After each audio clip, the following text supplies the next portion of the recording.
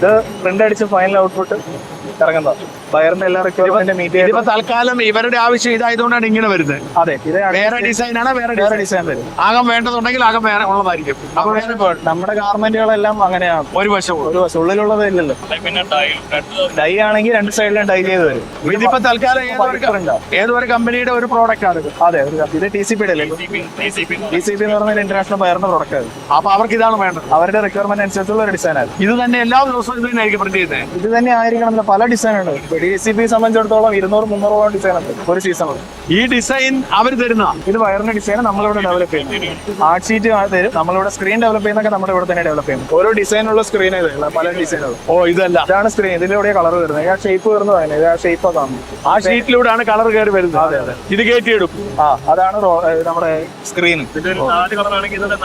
4 ഉണ്ടാവും, 5 കളറാണ് 5 ഉണ്ടാവും, 10 ആണെങ്കിൽ 10 ഉണ്ടാവും.